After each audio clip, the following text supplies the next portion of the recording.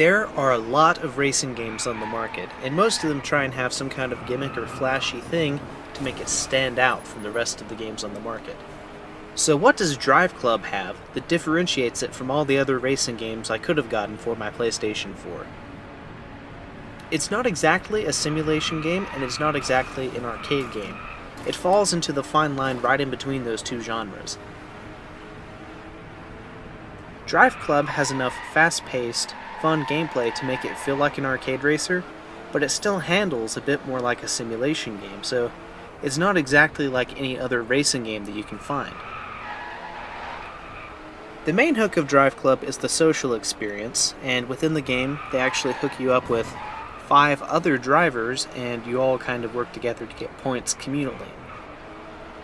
It is an interesting system, but since the game has been out for so long, it's actually rather hard to get in on an online match. So usually, I just end up playing against the computer.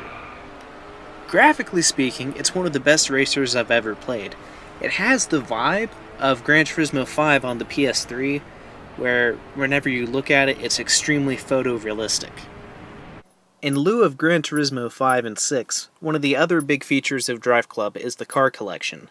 You can choose from a number of uber-realistic cars to drive and race. Now, the number is nowhere near as high as all the cars that you can choose in Gran Turismo, but I think that DriveClub benefits from this because it's able to put more detail into the cars that it does have. Also has a number of racetracks in very exotic locations such as Scotland, Norway, Japan, and Chile, and they're all very beautiful. In fact, they're some of the best looking environments I've seen in a racing game to date. And with dynamic weather control, you can even set it to be stormy whenever you go to the Highlands or sunny in Canada. Now this is what the environments look like before you start up a game. I believe this is on one of the maps in Scotland. I love the environment in this game.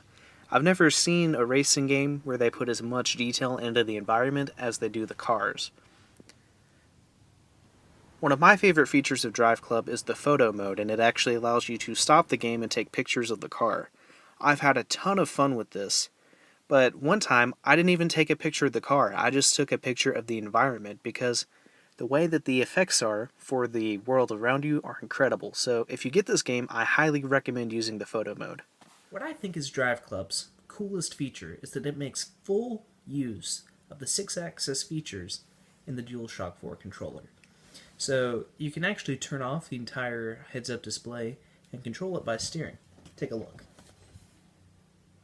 Oh yeah, and in first person, so that's pretty cool. So you can see it's pretty responsive. I like that.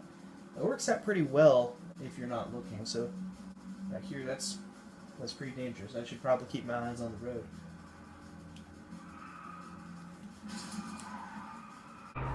However, controlling the game like this, generally speaking, doesn't work out too well for me, and I end up spinning out on the first turn. DriveClub was developed by Evolution Studios, best known for their series MotorStorm on the PS3.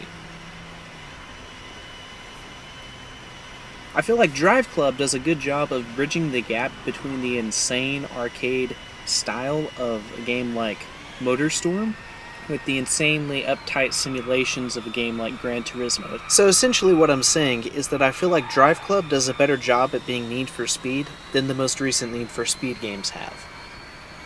Before I give the rating, take a look at this insane wreck I had while playing.